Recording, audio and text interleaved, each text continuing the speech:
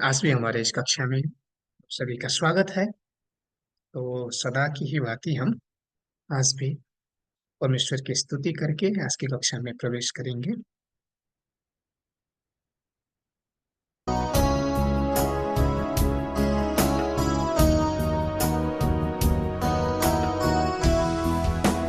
यीशु मसीह तेरे जैसा है कोई नहीं, तेरे तेरे चरणों चरणों में झुके आसमान आसमां और और महिमा गाए जमीन। जमीन। यीशु मसीह तेरे तेरे जैसा है कोई नहीं, तेरे तेरे चरणों चरणों में झुके के आसमां और और महिमा गाए जमीन। हम गाए हो सना,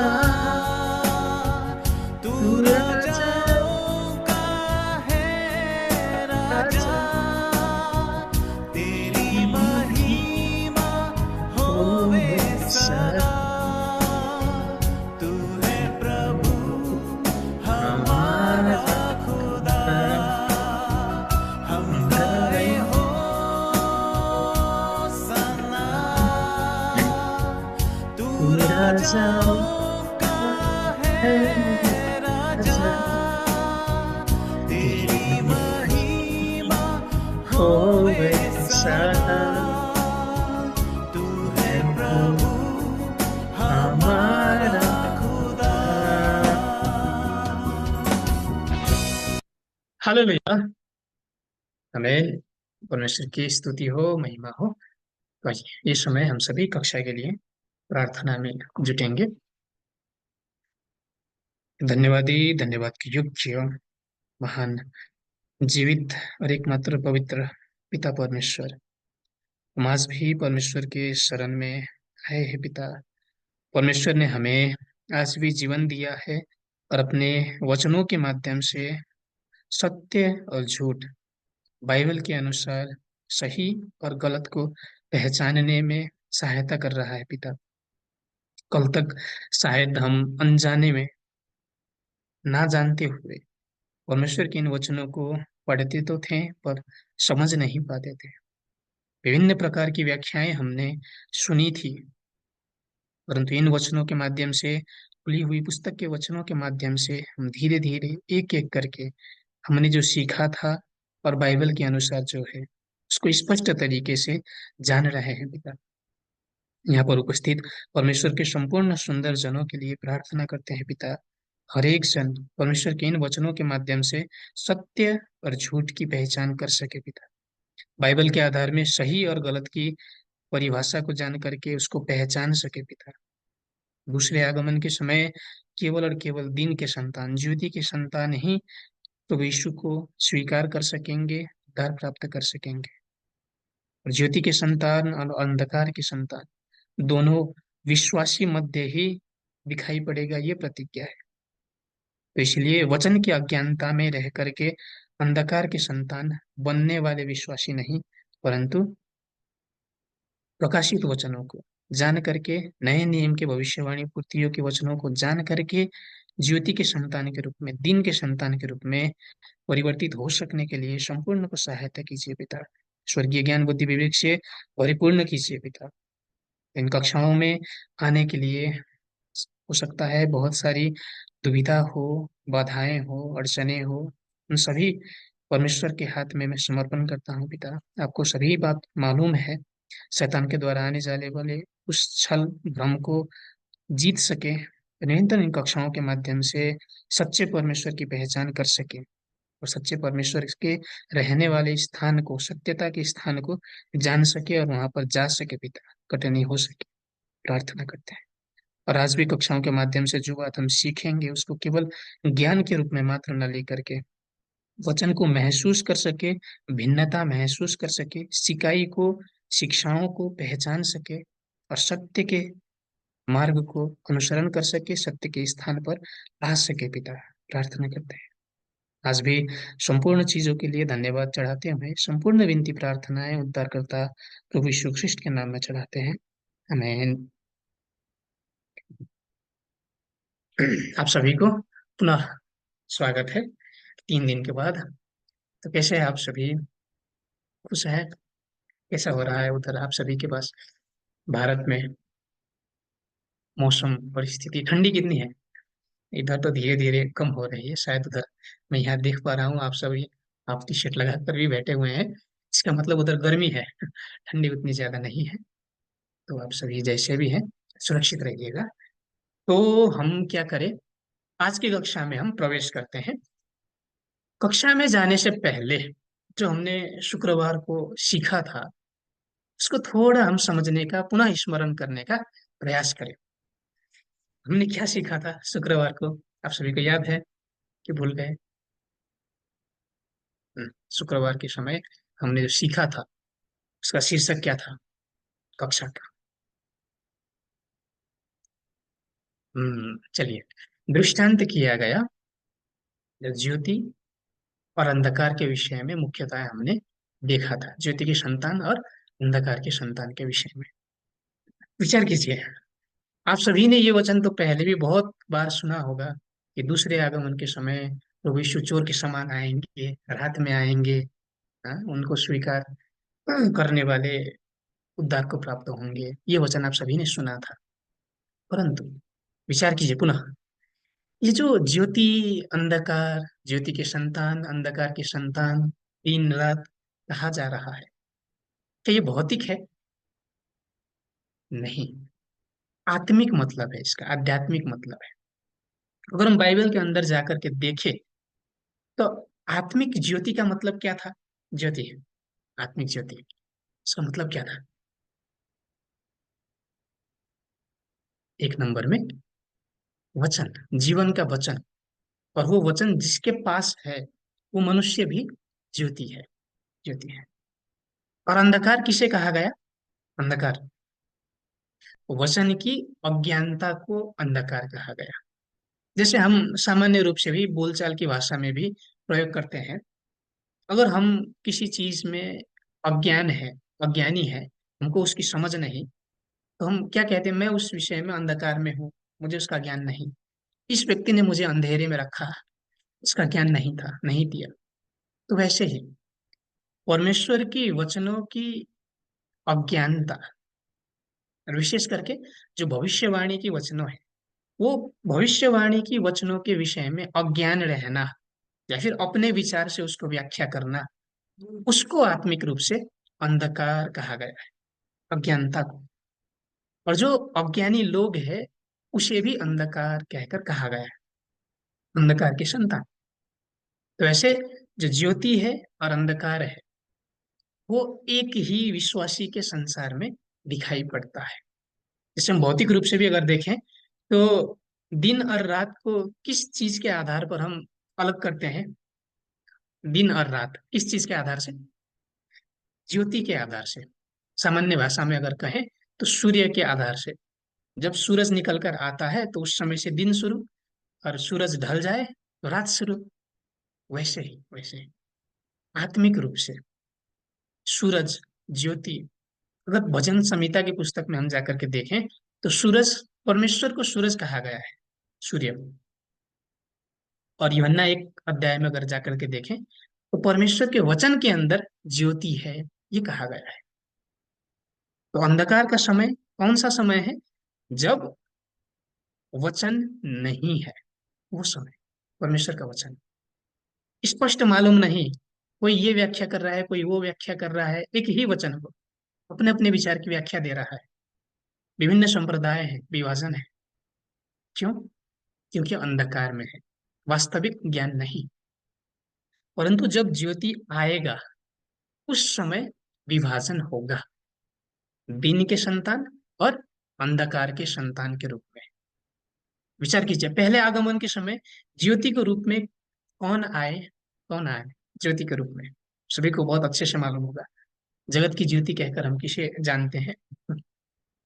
प्रभु यीशु, प्रभु यीशु। कारण क्यों? क्यों प्रभु यीशु ज्योति हुए? दूसरे लोग नहीं। क्यों? ऐसा क्या था प्रभु यीशु के पास? हम्म, क्यों? क्योंकि उनके पास खुली हुई पुस्तक का वचन था, वचन। पुराने नियम के भविष्यवाणी पूर्ति के जो वचन थे, वो प्रभु यीशु के पास था। और उस वचन के अंदर से ज्योति आती थी, उससे हमें जीवन मिलती है, वचन की व्याख्या से। तो ऐसे पुराने नियम की भविष्यवाणी पूर्ति के वचन शुरू में प्रभु यीशु के पास था, वो ज्योति बने। उसके बाद प्रभु यीशु के चेलों ने भी वो वचन ग्रहण किया, प्रभु यीशु को ग्रहण किया, प्रभु यीशु के चेले भी ज्योति बने। तो ऐसे यहूदी धार्मिक संसार जो प्रभु यीशु के आने से पहले अंधकार में था, ऐसा कहा गया है। किस चीज के विषय में अंधकार था उन्हें? क्या वे बाइबल नहीं पढ़ते थे? पढ़ते थे, परंतु अज्ञान थे। किस विषय में? इतिहास के विषय में उन्हें नहीं मालूम था, मालूम था। शिक्षाओं के विषय में मालूम था, व्यवस्थाओं के विषय में मालूम था, परंतु किस विषय में अज्ञान थे? भविष्यवाणी पूर्ति के विषय में, भविष्यवाणी की वास्तविकताओं के विषय में अज्ञान थे। इसीलिए अंधकार कहा गया। और वो अंधकार में प्रभु यीशु वचन लेकर के आए और प्रचार किया। जितनों ने पुराने नियम के भविष्यवाणी पूर्ति को स्वीकार किया, आसान भाषा में कहे प्रभु यीशु को स्वीकार किया, वे सभी दिन के संतान बने उस समय। और जिन्होंने स्वीकार नहीं किया, वो अंधकार के संतान के रूप में विभाजित हुए। वैसे ही, वैसे ही दूसरे आगमन का समय भी है। दूसरे आगमन का समय भी है। दूसरे आगमन के समय में विचार कीजिए, नया नियम का पुस्तक भी बंद है, बंद है। आज फिर से हम वो बात देखेंगे कि जब पुस्तक बंद है, मतलब भविष्यवाणी की बातें परमेश्वर ने गोप्य रूप से रखी है, बंद करके। अगर वो बंद करके रखी गई है, तो आप हम में से कोई भी उसको जान सकेगा? उसके बारे में ज्ञान होगा हमें? नहीं होगा। यदि हम उसको व्याख्या करते हैं, तो वो अपनी हिसाब से, अपने विचार से व्याख्या करते हैं, परमेश्वर के हिसाब से नहीं। तो नया नियम में भी अगर हमें भविष्यवाणी की वास्तविकताओं के विषय में ज्ञान नहीं, तो क्या हम अंधकार में नहीं परमेश्वर की दृष्टि में? विचार कीजिए। हम्म? क्या दृष्टांतों के विषय में हमको स्पष्ट तरीके से मालूम था? विचार कीजिए, अभी तक जो आप सभी ने सीखा। ज्योति के संतान का मतलब हम, जो विश्वासी, जिन्होंने प्रभु यीशु को स्वीकार किया, वो सारे विश्वासी ज्योति के संतान, ऐसा हम सोचते आ रहे हैं। परंतु क्या वो सही है? नहीं, नहीं। जो प्रभु यीशु को विश्वास न करने वाले दूसरे धर्म के लोग हैं, वो अंधकार के संतान हैं, ऐसा हम सभी विचार करते आ रहे हैं। परंतु बाइबल के आधार में क्या वो सही है? नहीं। हम विश्वासी के अंदर ही, यदि हमें नए नियम के शिक्षाओं के विषय में आप सभी को ज्ञान है, इतिहास के विषय में शायद ज्ञान होगा, परंतु जो भविष्यवाणियां लिखी गई है, उसका वास्तविक मतलब क्या है, उस विषय में हमें ज्ञान नहीं था। दृष्टांतों के विषय में हमें ज्ञान नहीं था। तो क्या हम अंधकार में नहीं थे? हमने वृक्ष का मतलब एक जाना था, बीज का मतलब शायद दूसरा जाना होगा, फल का मतलब दूसरा जाना होगा, तराजू का मतलब, अकाल का मतलब, युद्ध का मतलब जाने होंगे। परंतु वो बाइबल के अनुसार क्या वो है? अगर नहीं है, तो क्या हम अंधकार में नहीं थे? ये विचार करना आवश्यक है। अगर हम अंधकार में थे, तो क्या हम अपने आप को ज्योति का संतान कह सकते हैं, दिन का संतान कह सकते हैं? नहीं। तो इसीलिए आप सभी को परमेश्वर ने प्रेम किया है, और यहाँ पर ज्योति के पास लेकर के परमेश्वर ने आया है, ताकि आप सभी ज्योति के संतान बन सके, दिन का संतान बन सके, वास्तविकताओं को जान सके। दूसरे आगमन के समय भी ज्योति और अंधकार का विभाजन कब होगा? कब? किसी भी समय ये ज्योति है, ये अंधकार है, ऐसा विभाजन हो सकता है? नहीं। जब ज्योति आएगा, उस समय, ज्योति आएगा उस समय। और दूसरे आगमन के लिए ज्योति का मतलब क्या है? नए नियम के भविष्यवाणी पूर्ति के वचन। वो वचन जब आएंगे, उसके बाद मैंने जो सीखा था वो गलत था, ये सही है, इसको स्पष्ट रूप से जाना जा सकता है। तो आप सभी जो सुन रहे हैं, नए नियम के भविष्यवाणी पूर्ति के वचनों को सुन रहे हैं। जो शायद कल तक आप सभी ने नहीं सुना था। और अगर ये वचन हम देखें तो परमेश्वर ने कैसे, किसके माध्यम से ये वचन को भेजने की प्रतिज्ञा की है। परमेश्वर प्रभु यीशु स्वयं आके सबको सिखाएगा कि नहीं, किसके माध्यम से? हम्म, अगर आप सभी को मालूम हो, याद हो, तो जो विश्वास योग्य और बुद्धिमान दास कहा गया है मती के पुस्तक में, प्रकाशित वाक्य की पुस्तक में विजेता, जय पाने वाला कहा गया है, प्रभु यीशु का दूत कहा गया है, उस व्यक्ति के माध्यम से ये नए नियम के भविष्यवाणी पूर्ति के वचन आप सभी समक्ष पहुंच रहा है। तो हम सभी को स्पष्ट तरीके से ये जानना आवश्यक है, और ज्योति के संतान बन करके दूसरे आगमन के समय जब प्रभु यीशु आएंगे, उस समय हमें तैयार रहना आवश्यक है। तो इसीलिए पहचानना आवश्यक है, पहचानना आवश्यक है कि कौन से व्यक्ति द्वारा नए नियम के भविष्यवाणी पूर्ति के वचन हमें मिलेंगे, ये बात। तो चलिए रिवीजन को हम यहाँ तक रख करके आज के विषय में प्रवेश करते हैं। और जो हमारा आज का विषय है उसे हम आज का विषय भी बहुत ही रोचक है, पढ़कर देखें।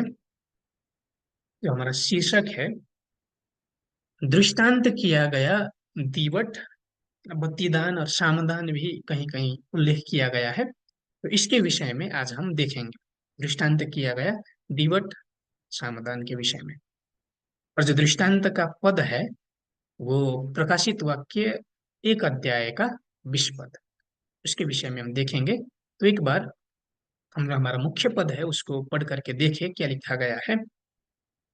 अर्थात उन 7 तारों का भेद जिन्हें तूने मेरे दाहिने हाथ में देखा था, और उन 7 सोने की दीवटों का भेद, वे 7 तारे सातों कलशियाओं के दूत हैं, और वे 7 दीवट 7 कलशियाएं हैं। आमीन। अगर यहाँ हम ध्यान दें, जो लाल अक्षर से लिखी गई है, ये दूसरे आगमन के समय की प्रतिज्ञा है। प्रकाशित वाक्य दूसरे आगमन के समय में क्या प्रकट होंगे? 7 सोने की दीवट प्रकट होंगे, और उसे भेद कहा गया है, भेद, रहस्य। और उसकी व्याख्या भी नीचे की गई है कि 7 तारे 7 कलशियाओं के दूत हैं, और 7 दीवट 7 कलशियाएं हैं। विचार कीजिए, अगर ये शब्द अनुसार की ही अर्थ है, मतलब यही है, तो क्या ये रहस्य होंगे, क्या ये भेद होंगे? इसके विषय में हम आज देखेंगे। ये जो दीवट के विषय में बताई जा रही है वो क्या है वास्तव में। शायद अभी तक आप सभी समझने में सक्षम हुए होंगे कि प्रकाशित वाक्य की पुस्तक में लिखी हुई जितनी भी चीजें हैं उसका भौतिक मतलब नहीं है, आत्मिक मतलब है। तो ये आत्मिक दीवट का मतलब क्या है, इसे हम समझने का प्रयास करें। उससे पहले ये दीवट के विषय में हमें जानना आवश्यक है। जो ये भौतिक दीवट है, आप सभी को अगर मालूम हो तो कहाँ पर शुरुआत हुई थी इसकी? भौतिक दीवट मूसा के निवास स्थान, वहां पर से। और वहां उस दीवट को क्यों प्रयोग किया जाता था? रोशनी के लिए, रोशनी के लिए। सामान्य रूप से भी अगर देखें तो अभी बहुत सी प्रविधि की विकास हुई है, बिजली की विकास हुई है, परंतु पहले पहले भी हम भी क्या करते थे गांव घर में, अभी भी, कि जो रोशनी के लिए दिए जलाते हैं, हम दिए, दिए, उसी दिए को दीवट कहकर हम आसान भाषा में समझ सकते हैं। तो ऐसे पुराने नियम के समय में अगर हम देखें, जो ज्योति आने से पहले, रात होने के बाद, उस समय में दीवट को जलाया जाता था, ताकि वो निवास स्थान को रोशनी दे सके, रोशनी दे सके। और ये जो दीवट था वो सोने की बनी हुई थी, सोने की बनी हुई थी। तो आगे हम देखेंगे इन दीवटों को आंखें, सामदान, 7 सोने की दीवट, इन शब्दों के द्वारा भी प्रयोग किया गया है, जो हम देखेंगे। वैसे अगर आप सभी को मालूम हो तो ये जो मूसा ने निवास स्थान बनाया परमेश्वर के लिए, इतिहास में अगर हम देखें, हमने पहले भी सीखा था पहली कक्षाओं में कि जो निवास स्थान मूसा ने बनाया वो कैसे बनाया? अपने विचार से कल्पना करके जैसा मन हुआ वैसा बनाया? नहीं, परमेश्वर ने स्वर्ग की नमूना दिखा दी मूसा को, और उस स्वर्ग के नमूने को देख करके मूसा ने पृथ्वी पर निर्माण किया, और उस स्थान पर परमेश्वर ने आकर अपनी उपस्थिति जनाई। विचार कीजिए, अभी तक हम जो स्वर्ग समझ रहे हैं वो केवल आत्मिक संसार को ही स्वर्ग समझ रहे हैं, परंतु ऐसा नहीं है। भौतिक संसार में भी जिस स्थान पर परमेश्वर आकर के वास करता है, वो स्थान पृथ्वी का स्वर्ग है, पृथ्वी का स्वर्ग। तो पुराने नियम के समय में अगर हम और डिटेल में जाकर के देखें, वैसे मूसा के निवास स्थान जो मूसा ने बनाया, वहां पर आकर के परमेश्वर अपनी उपस्थिति जनाता था, परमेश्वर की पवित्र आत्मा आती थी। तो उस समय वही परमेश्वर का निवास स्थान हुआ। अगर हम यहाँ पर देखें तो उस निवास स्थान में प्रमुख रूप से दो कमरे थे, दो कमरे। एक कमरे में, पहले कमरे में क्या था? सोने की दीवट थी, और एक मेज था जहां पर 12 रोटी रखी हुई थी, और पर्दा के उस ओर दूसरी दूसरा कमरा था, और उस कमरे में क्या रखा हुआ था? एक वाचा की संदूक थी, वाचा की संदूक। तो ऐसे प्रमुख रूप से दो कमरे थे मूसा के निवास स्थान में। और जो सोने की दीवट थी, वो याद रखिएगा पहले कमरे में, पहले कमरे में था। ऐसे अगर हम उन कमरों को जानने का प्रयास करें, तो यहाँ पर बाइबल के अंदर 4 नामों से उन कमरों को जनाया जा रहा है। जो पहला कमरा है उसे पवित्र स्थान कहकर जनाया गया है। बाहरी निवास स्थान ऐसा भी कहा गया है, पहला निवास स्थान और तैयारी का निवास स्थान। वैसे इन 4 नामों से पहले जो कमरा है उसको जनाया गया है, और उस कमरे में सोने की दीवट और 12 रोटियों की मेज रखी हुई थी। और जो दूसरा कमरा था, उस दूसरे कमरे को महापवित्र स्थान, भीतरी निवास स्थान, दूसरा निवास स्थान, साक्षी का तंबू, ये 4 नामों से जनाया जाता था। आप सभी को अगर कठिनाई हो तो दूसरे कमरे का नाम साक्षी का तंबू है, ये अनिवार्य रूप से याद रखिएगा, क्योंकि दूसरे आगे आगे जाकर के इसको हम प्रयोग करेंगे बाइबल में। साक्षी का तंबू भी कहा जाता था। और वहां पर क्या था? यो जो वाचा की संदूक थी, वाचा की संदूक के ऊपर 2 करूब थे, और वहां पर उस स्थान में आकर के परमेश्वर पवित्र आत्मा के द्वारा वहां पर अपनी उपस्थिति जनाता था। तो निवास स्थान मध्य भी पहले कमरे में नहीं, दूसरे कमरे में आकर के परमेश्वर वहां पर बैठता था, विराजमान होता था। जो इसे यहाँ करूब के अंदर दिखाया गया है, जो बीच का स्थान है, उसे प्रायश्चित का ढकना कहा जाता है। वहां पर आकर के परमेश्वर अपनी उपस्थिति जनाता था। और जो वाचा की संदूक है, उसके अंदर 3 चीजें थी। एक जो मन्ना रखा हुआ बर्तन था, एक दूसरा जो हारून की छड़ी, और तीसरा साक्षी पत्र। ये 3 चीजें वहां पर रखी गई थी। तो ये आप सभी अगर समझे तो अच्छा होगा। कैसे? अभी हम प्रमुख रूप से जो दीवट है उसके विषय में देखें। अगर निर्गमन 25 अध्याय में, 27 अध्याय में जाकर के हम देखें, तो वहां पर पहले कमरे में सोने की दीवट थी, ये बात हम पा सकते हैं। और उस दीवट को क्यों प्रयोग किया जाता था? रोशनी के लिए, रोशनी के लिए। कब से कब तक? रात से लेकर के भोर होने तक, सांझ से लेकर के भोर तक, जब ज्योति नहीं है। ज्योति आने के बाद उस दीवट को बंद किया जाता था, या कहें उसको, उसकी बत्ती मार दी जाती थी, बंद किया जाता था। विचार कीजिए, जैसे हम भी सामान्य रूप से अगर देखें तो भौतिक जीवन में हम भी, अगर हमारे यहाँ रात में अंधेरा हो, हम दिया जलाए हुए हैं, परंतु जब सवेरा हुआ, सूरज निकल आया, तो भी हम दिए को जलाए रखते हैं, या फिर दिए को क्या कहते हैं, उसे बुझा देते हैं, बुझा देते हैं, बुझा देते हैं। उसके बाद हम सूर्य की प्रकाश में, ज्योति के प्रकाश में अपना काम करते हैं। वैसे ही पुराने नियम के समय में उस निवास स्थान को रोशनी करने के लिए दीवट का प्रयोग किया गया था। और वो दीवट हर पल नहीं, सांझ से लेकर के भोर के समय तक, यानी कि सूरज आने तक, ज्योति आने तक उसका काम था। यिर्मयाह की पुस्तक में 52 अध्याय में जाकर के अगर हम देखें 19 पद में, तो एक ही सोने के टुकड़े से वो दीवट बनाई गई थी। और उसकी अगर हम देखें तो डालियां कितनी थी? 7, 7 नलियां थी। और उस 7 नलियों में तेल रखा जाता था। कोई भी तेल नहीं, जैतून का तेल, जैतून का तेल रखा जाया था और उससे प्रकाश दिया जाता था सामान्य रूप से। परंतु अब विचार करने की बात क्या है कि जो हमने पिछली कक्षा में भी देखा था, जो मूसा के समय का निवास स्थान था, क्या वो वास्तविकता था या फिर स्वर्ग के चीजों की प्रतिबिंब थी, नक्कल थी? याद है आप सभी को? प्रतिबिंब थे।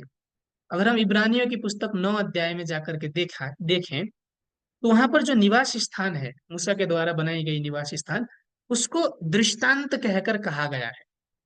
दृष्टांत, दृष्टांत का मतलब वास्तविक चीज नहीं, वास्तविक चीज नहीं, स्वर्ग के भेद छिपाए गए हैं। इब्रानियों की पुस्तक 8 अध्याय में 5 पद में जाकर के देखें, तो जो निवास स्थान है वो स्वर्ग की वास्तविकता नहीं, परंतु स्वर्ग के प्रतिरूप है, स्वर्ग के प्रतिबिंब है, ये मतलब है।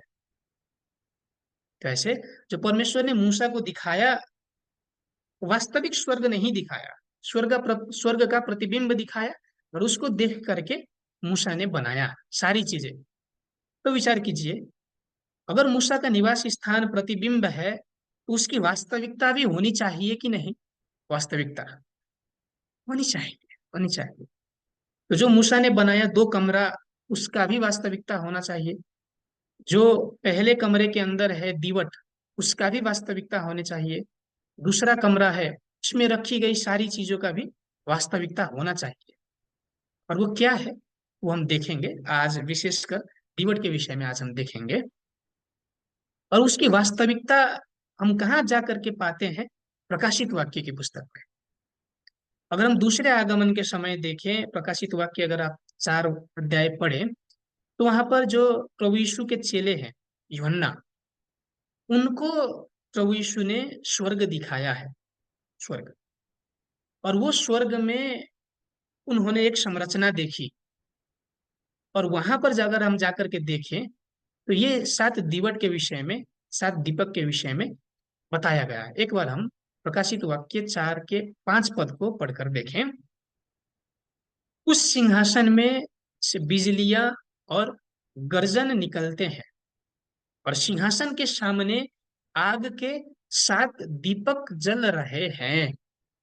वे परमेश्वर की 7 आत्माएं हैं। आमीन।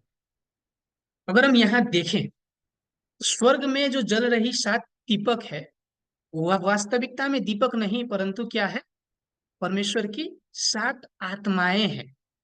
उस 7 आत्माओं को मूसा ने प्रतिबिंब में क्या देखा? 7 दीपक, 7 दीवट के रूप में देखा। ये बात है। वैसे हम बाद में दूसरी कक्षाओं में देखेंगे, परंतु अभी समझने के लिए ये स्वर्ग की संरचना है, जो हम बाद में देखेंगे दूसरी कक्षाओं में। और अभी यहाँ पर हम अगर ध्यान दें, तो परमेश्वर के सिंहासन के समक्ष 7 दीपक है, 7 दीपक, आग से जलते हुए दीपक ये। और ये दीपक को मूसा ने वास्तविकता में नहीं देखा। किस रूप में देखा? ये जो दीवट के ऊपर रखी गई दीपक है, 7 दीपक, उसको देखा मूसा ने, और पृथ्वी में दीवट को बनाया। तो वैसे जो पृथ्वी में बनाई गई दृष्टांत थी, नक्कल थी, प्रतिबिंब थी, उसकी वास्तविकता क्या है? परमेश्वर की 7 आत्मा, जो परमेश्वर के सिंहासन के समक्ष है, वो 7 आत्मा है। अगर इसको और स्पष्ट होकर हम समझे, प्रकाशित वाक्य की पुस्तक 5 के 6 पद में जाकर के हम समझ सकते हैं। एक बार पढ़े। तब मैंने उस सिंहासन और चारों प्राणियों और उन प्राचीनों के बीच में मानो एक वध किया हुआ मेमना खड़ा देखा। उसके 7 सींग और 7 आंखें थी, ये परमेश्वर की 7 आत्माएं हैं जो सारी पृथ्वी पर भेजी गई हैं। आमीन। अगर यहाँ हम देखें तो एक मेमना है, और उस मेमने के 7 सींग हैं और 7 आंखें हैं। तो आप सभी को बहुत अच्छे से मालूम होगा, अगर हम बाइबल में देखें तो मेमना कह करके हम किसे संबोधित करते हैं, किसे जानते हैं? प्रभु यीशु को। प्रभु यीशु को। तो प्रभु यीशु के सचमुच 7 सींग थे, 7 आंखें थी। हाँ, ऐसा ही थे। 7 आंखें थी प्रभु यीशु की? नहीं, दृष्टांत में बताया जा रहा है, जिसकी व्याख्या निचले पद में क्या है? वो परमेश्वर की 7 आत्माएं हैं, ये अर्थ है। तो ऐसे कि जो प्रकाशित वाक्य 4 अध्याय और 5 अध्याय में जाकर हमने देखा कि जो 7 दीपक है, उसका मतलब क्या है? 7 आत्माएं। 7 आत्माएं। और उन्हीं 7 आत्माओं को 7 आंखें भी कहकर कहा जा रहा है। कहा जा रहा है। विचार कीजिए, क्यों परमेश्वर की इन आत्माओं को दीपक, दीवट कह करके तुलना की जा रही है? दीपक का काम क्या है? दीवट का काम क्या है? रोशनी देना, रोशनी देना। तो ये आत्माओं का काम क्या है?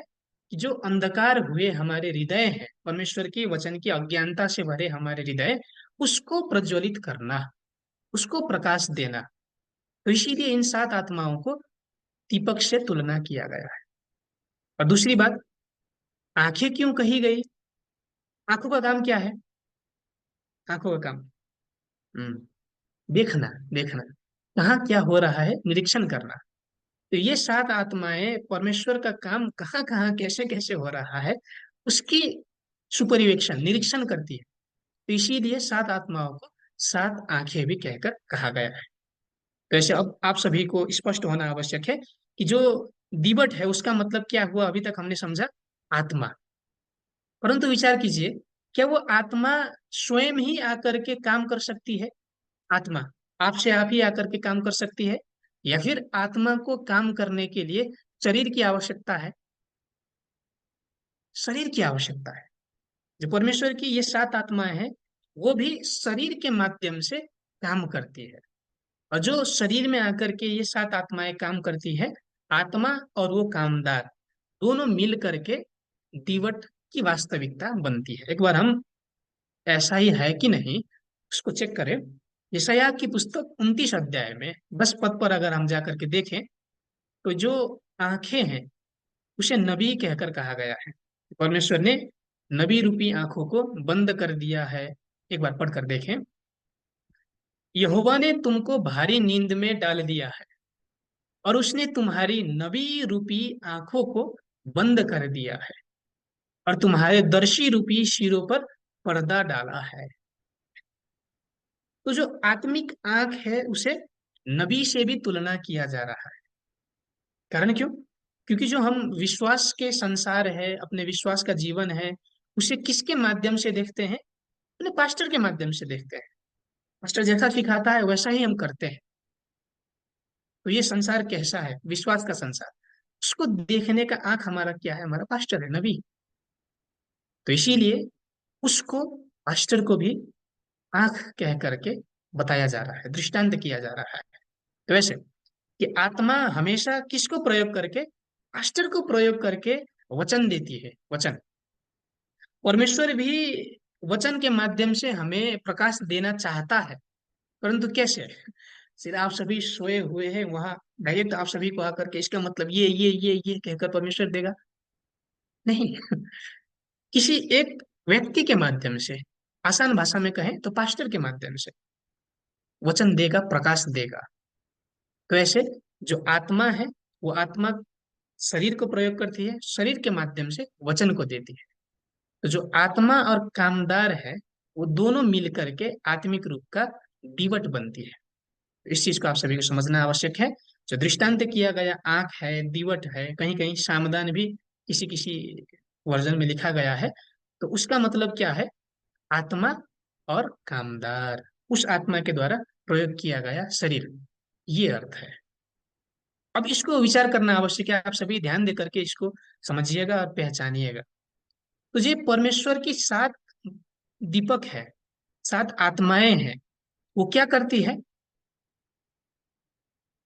ऐसे किसी एक पास्टर के साथ में आकर के काम करती है, काम करती है। तो अगर ये परमेश्वर की आत्मा पास्टर के साथ में आई है, तो ये सामदान क्या है? जल रहा है, सामदान जल रहा है, ये अर्थ है। मतलब अगर परमेश्वर की आत्मा किसी पास्टर के साथ है, वो सात आत्माएं, तो वो पास्टर की आंखें खुलेंगी, आत्मिक रूप से देख सकेगा वास्तविकताओं को। हाँ, इसका ये अर्थ है, इसका मतलब ये है, व्याख्या कर सकेगा। और वही व्यक्ति, वही पास्टर आत्मिक रूप से दीपक बनेगा जो प्रकाश देगा। ऐसे परंतु दूसरी ओर एक पास्टर है जिसके पास परमेश्वर की ये सात आत्माएं नहीं है, सात आत्माएं नहीं, क्या वो परमेश्वर के वचन के विषय में प्रकाश दे सकेगा, देख सकेगा स्पष्ट रूप से? नहीं देख सकेगा।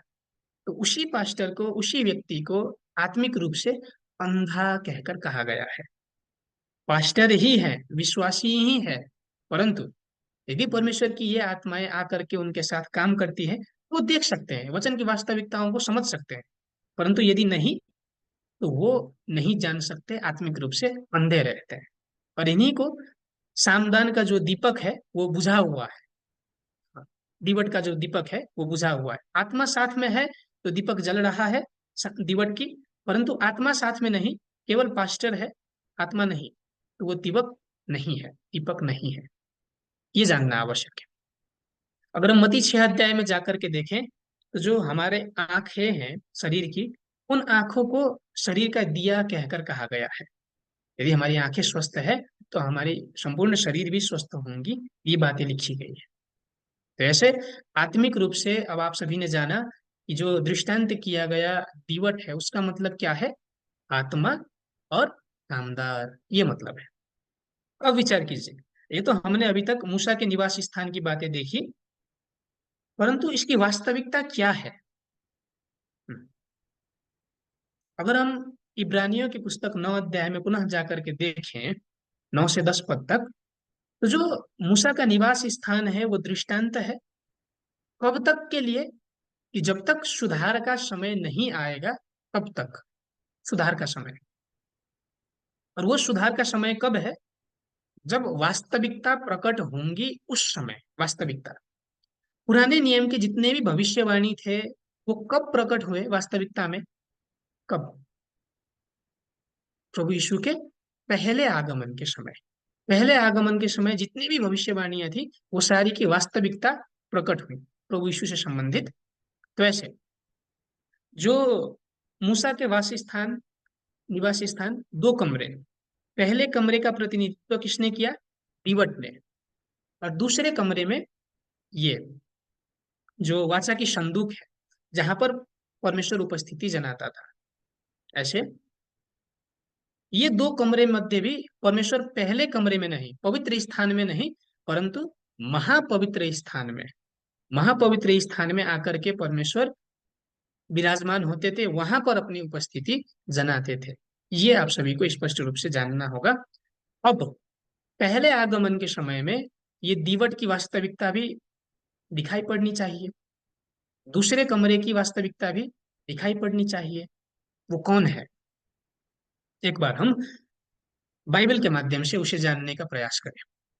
अगर हम यूहन्ना 5 के 35 से 36 पद तक जाकर के देखें, तो जो बपतिस्मा देने वाला यूहन्ना है, उसको प्रभु यीशु ने दीपक कह करके बताया है। एक बार पढ़ करके हम देखें 35 और 36 पद।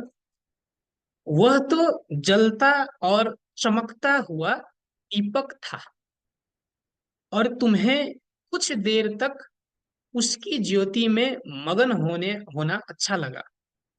परंतु मेरे पास जो गवाही है, वह यूहन्ना की गवाही से बड़ी है, क्योंकि जो काम पिता ने मुझे पूरा करने को सौंपा है, अर्थात यही काम जो मैं करता हूं, वे मेरे गवाही हैं कि पिता ने मुझे भेजा है।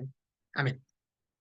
अगर हम यहाँ ध्यान दे करके देखें, तो जो बपतिस्मा देने वाला यूहन्ना है, उसको प्रभु यीशु ने दीपक कह करके संबोधित किया है।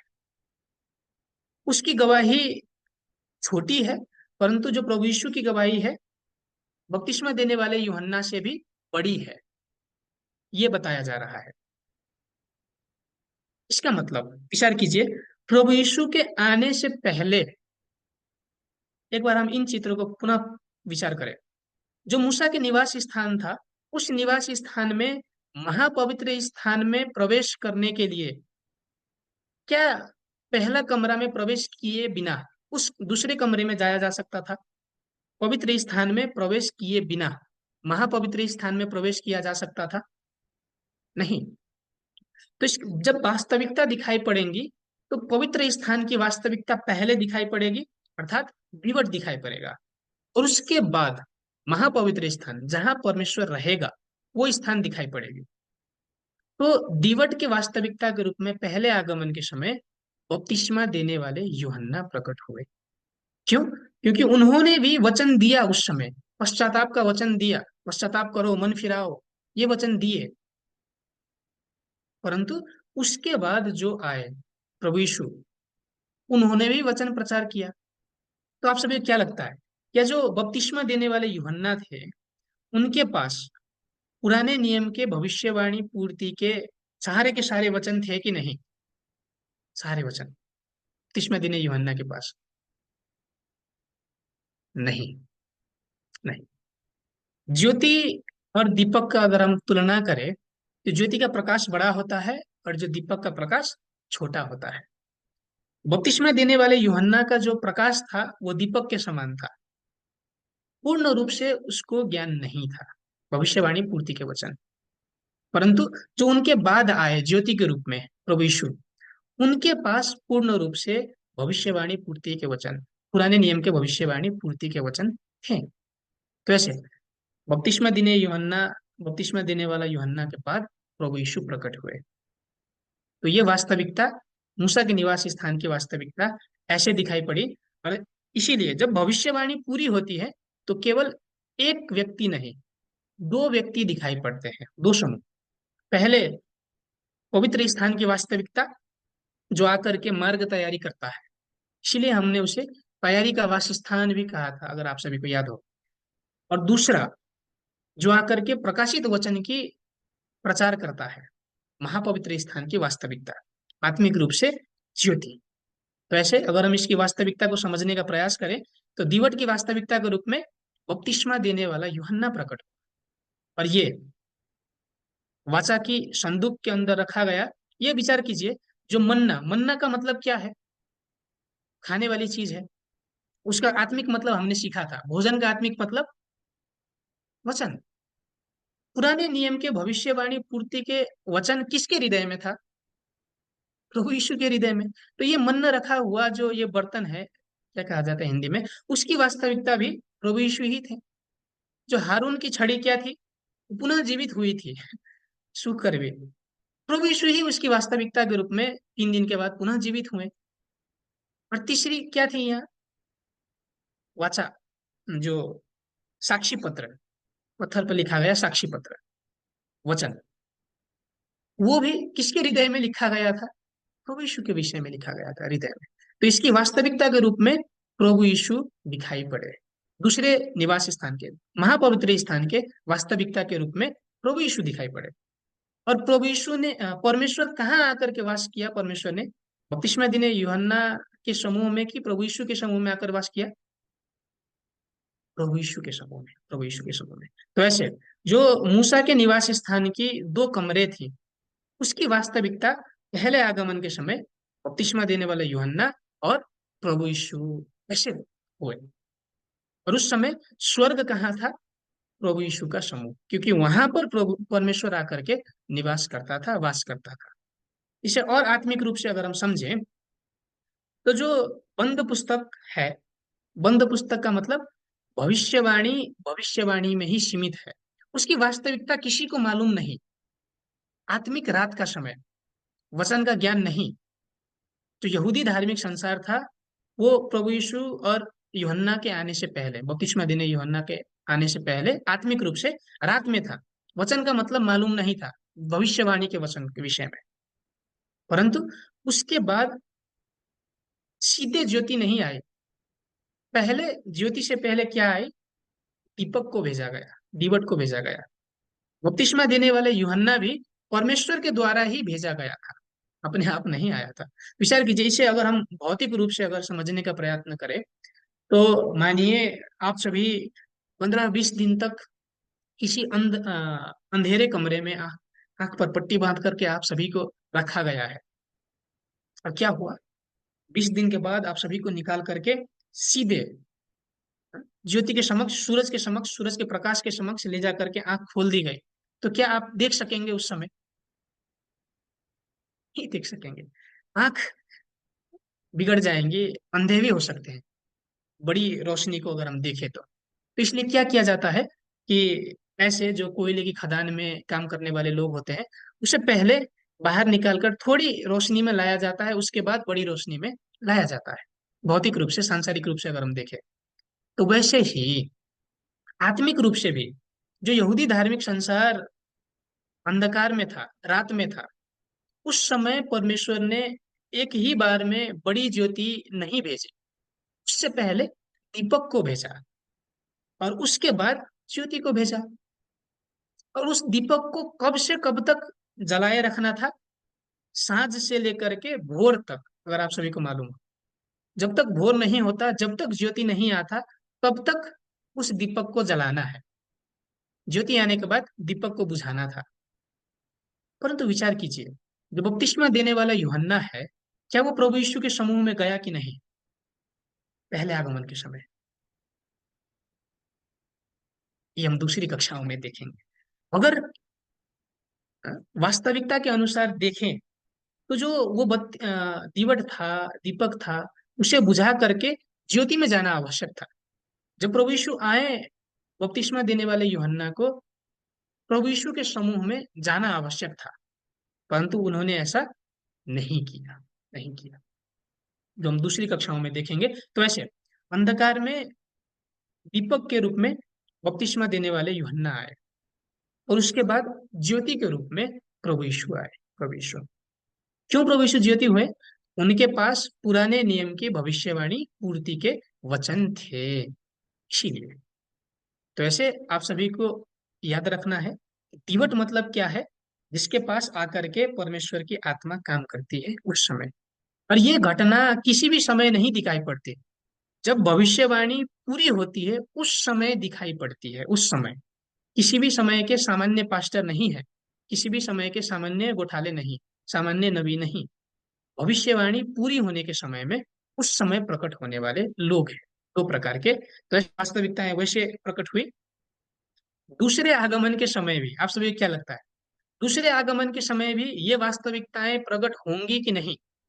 पवित्र स्थान की वास्तविकता, महापवित्र स्थान की वास्तविकता प्रकट होंगी कि नहीं? प्रकट होंगी। जिसे प्रकाशित वाक्य 1 अध्याय में 7 दीवट कहकर कहा गया है, वो पवित्र स्थान की वास्तविकता है। एक बार हम पुनः जाकर के देखें, हमने तो ये पढ़ा था, फिर भी पढ़े। अर्थात उन 7 तारों के भेद जिन्हें तूने मेरे दाहिने हाथ में देखा था, और उन 7 सोने की दीवटों का भेद, वे 7 तारे सातों कलशियाओं के दूत हैं, और वे 7 दीवट 7 कलशियाएं हैं। आमीन। अगर हम यहाँ देखें, तो दूसरे आगमन के समय भी पहला निवास स्थान अर्थात पवित्र स्थान प्रकट होगा, जिसे 7 तारा 7 सोने की दीवट कहकर कहा जा रहा है, और उसे रहस्य भेद कहकर कहा जा रहा है। उसके विषय में हमें जानना आवश्यक है कि वो क्या है। वो 7 तारा 7 दूत है, 7 दीवट 7 कलशियाओं है, ये कहा जा रहा है। तो वो 7 दूत कौन है? वो 7 कलशियाएं कौन सी है जहां पर परमेश्वर की 7 आत्माएं आकर के दूसरे आगमन के समय में काम करेंगी? कौन सी है, उसे जानना आवश्यक है। उसके बाद, जैसा पहले निवास स्थान के बाद, पवित्र स्थान के बाद दूसरा क्या है? महापवित्र स्थान है। महापवित्र स्थान। अरे अगर याद हो आप सभी को, हमने 4 नामों में से एक नाम क्या भी था? साक्षी के तंबू। साक्षी के तंबू का स्थान। दूसरे आगमन के समय प्रकाशित वाक्य 15 के 5 में अगर हम जाके देखें, तो साक्षी का तंबू भी दिखाई पड़ता है, प्रकट होता है। यहाँ पढ़ करके देखें। इसके बाद मैंने देखा कि स्वर्ग में साक्षी के तंबू का मंदिर खोला गया। हमें मंदिर का मतलब आप सभी को मालूम है। मंदिर का मतलब जो हम विश्वासी जाने वाले मंदिर, चर्च से है, चर्च से, दूसरे मंदिर से नहीं। तो दूसरे आगमन के समय एक चर्च परमेश्वर स्थापना करेगा। साक्षी के तंबू, क्यों इसको साक्षी का तंबू कहा गया? विचार कीजिए। क्योंकि साक्षी के तंबू में आकर के उस स्थान पर परमेश्वर अपनी उपस्थिति जनाता था, वहां पर आकर के बैठता था, निवास करता था। तो दूसरे आगमन के समय भी पहला निवास स्थान की वास्तविकता 7 तारे, 7 सोने की दीवट है। और दूसरे निवास स्थान, महापवित्र स्थान, जिसे साक्षी का तंबू भी कहा गया, वो क्या है? साक्षी के तंबू का मंदिर, इसको, ये महापवित्र स्थान है। और दूसरे आगमन के समय जब परमेश्वर प्रभु यीशु आएंगे, उस समय कहाँ निवास करेंगे, कहाँ वास करेंगे?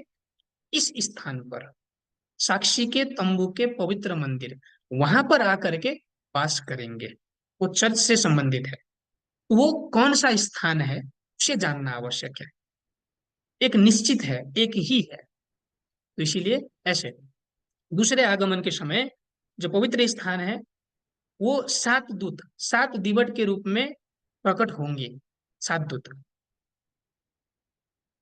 उसके बाद पहले निवास स्थान, पवित्र स्थान की वास्तविकता 7 तारे, 7 सोने की दीवट, 7 दूत, ये होंगे। और जो महापवित्र स्थान है, उसकी वास्तविकता कौन होंगी? साक्षी के तंबू का निवास स्थान, वहां पर आकर के परमेश्वर निवास करेगा। पुनः विचार कीजिए, जो साक्षी का तंबू है, पहले आगमन के समय प्रभु यीशु थे, क्योंकि वो शरीर में थे। प्रभु यीशु ने क्या काम किया पहले आगमन के समय? क्या किया जिसके लिए परमेश्वर ने उन्हें भेजा था? ज्योति का काम क्या है? ज्योति का काम, सूरज का काम क्या है? प्रकाश देना, प्रकाश देना। पहले आगमन के समय प्रभु यीशु ने प्रकाश दिया। उसका मतलब क्या? पुराने नियम के भविष्यवाणी पूर्ति के वचनों को प्रचार किया। इसीलिए वो साक्षी के तंबू के रूप में हुए, वहां पर परमेश्वर ने आकर के निवास किया। वैसे ही दूसरे आगमन के समय प्रभु यीशु के दूत हैं, जिसे विश्वास योग्य और बुद्धिमान दास कहा गया है, वो व्यक्ति के माध्यम से नए नियम के भविष्यवाणी पूर्ति के वचनों की प्रकाश सारे विश्वासियों में फैलेगी।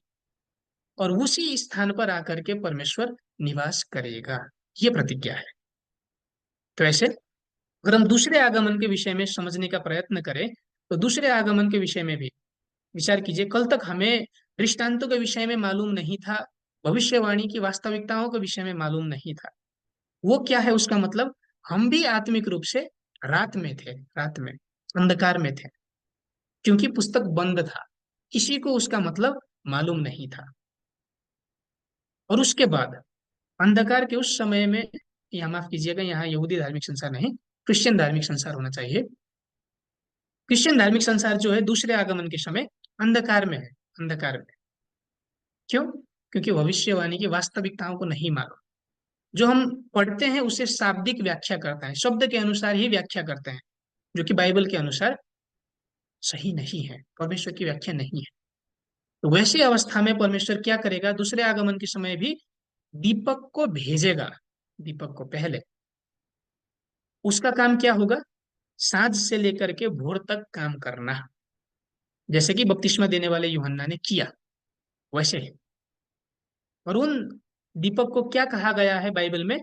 7 तारा, 7 सोने की दीवट, ये नाम से बताया गया है। इसका मतलब है, जो हम दूसरी कक्षाओं में देखेंगे, ये नाम आप सभी अगर समझ सके तो अच्छा होगा। परंतु उस दीपक के काम के बाद ज्योति आएगा, ज्योति, ज्योति। उसके बाद दिन शुरुआत होगी। दूसरे आगमन के समय के लिए ज्योति का मतलब क्या है? नए नियम के भविष्यवाणी पूर्ति के वचन, वो वचन, और उस वचन को जिसके माध्यम से पाया जाएगा, प्रभु यीशु के दूत के माध्यम से, विजेता के माध्यम से, विश्वास योग्य और बुद्धिमान दास एक ही व्यक्ति है, उस व्यक्ति के माध्यम से पाया जा सकता है। और ऐसे दूसरे आगमन के लिए ज्योति वे व्यक्ति बनेंगे, और वहां से आत्मिक रूप से दिन की शुरुआत होगी, दूसरे आगमन के समय। तो ऐसे हम सभी को क्या करना आवश्यक है? ज्योति कहाँ से आ रही है, वही स्थान साक्षी के तंबू का मंदिर है, वही स्थान।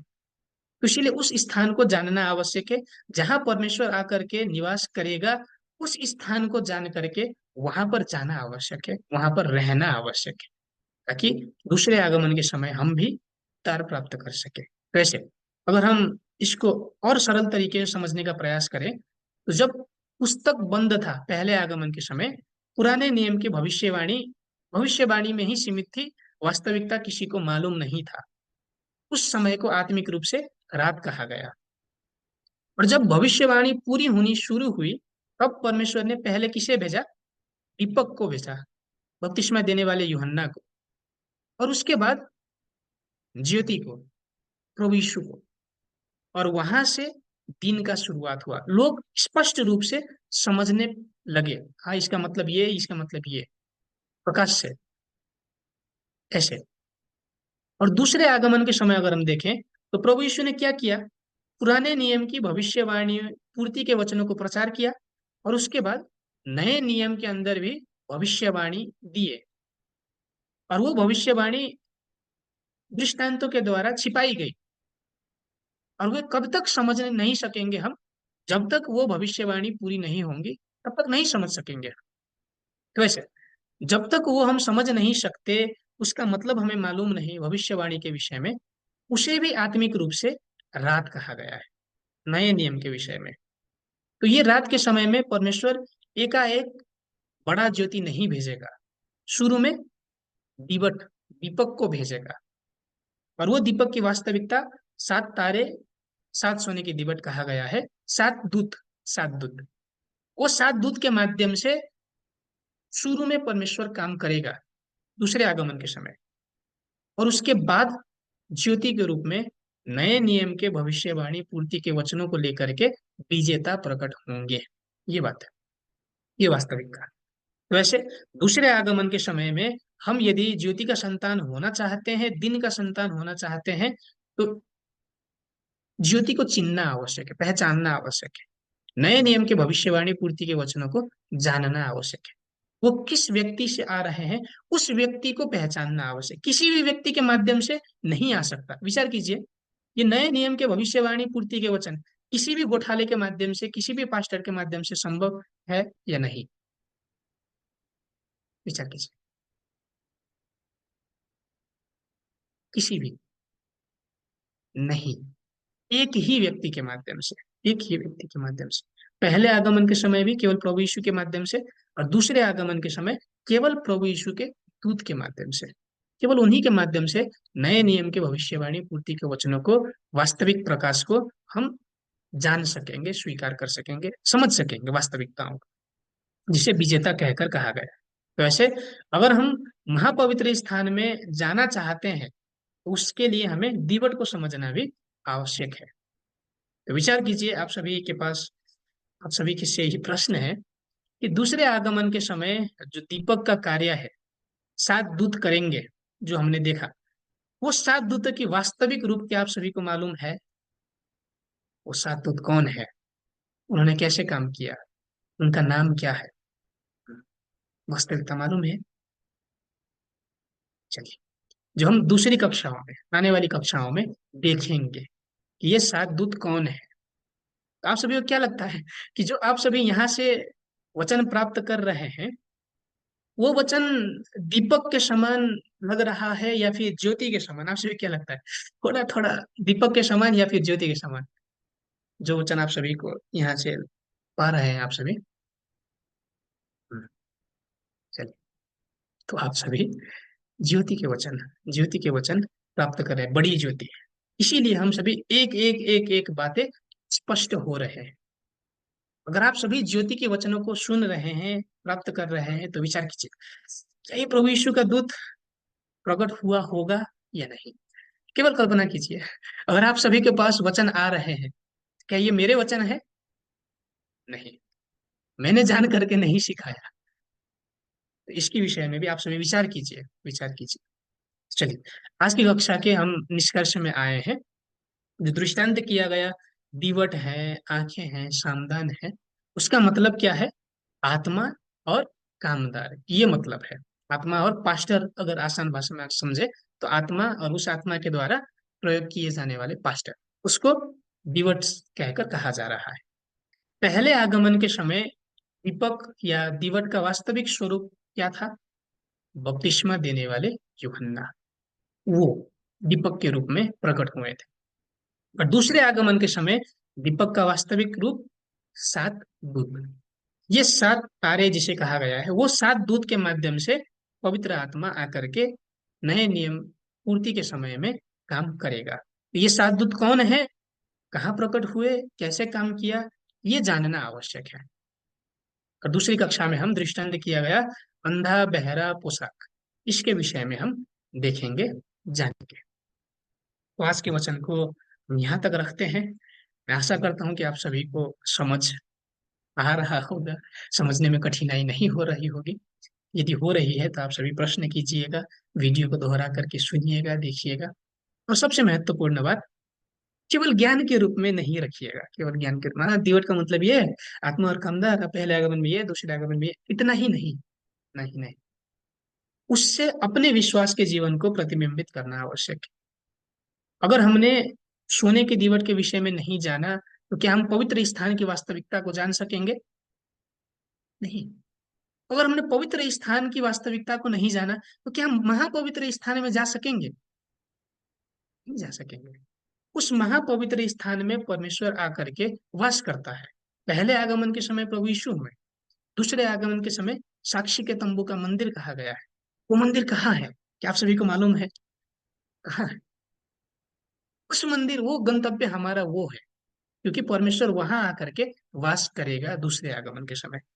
तो इसीलिए हमें विचार करना आवश्यक है सही तरीके से, वचन के तरीके से, ताकि हम जो उद्धार है, मुक्ति है, उसे प्राप्त कर सके। तो आज के क्वेश्चनों को हम यहाँ तक रख करके प्रभु के द्वारा सिखाए गए प्रार्थना के माध्यम से अंत करेंगे। हाम्रो पिता जो स्वर्गमा हुनुहुन्छ, तपाईँको नाम पवित्र होस्, तपाईँको राज्य आओस्, तपाईँको इच्छा स्वर्गमा पुरा भए जस्तै यस पृथ्वीमा पुरा भएको होस्। हामीलाई आज दैनिक भोजन दिनुहोस्, हाम्रो अपराध क्षमा गर्नुहोस् जसरी हामीले आफ्ना अपराधीहरूलाई क्षमा गरेका छौँ। हामीलाई परीक्षामा पर्न नदिनुहोस्, तर दुष्टबाट छुटाउनुहोस्, किनभने राज्य, पराक्रम र महिमा सदा सर्वदा तपाईँकै हो। आमेन।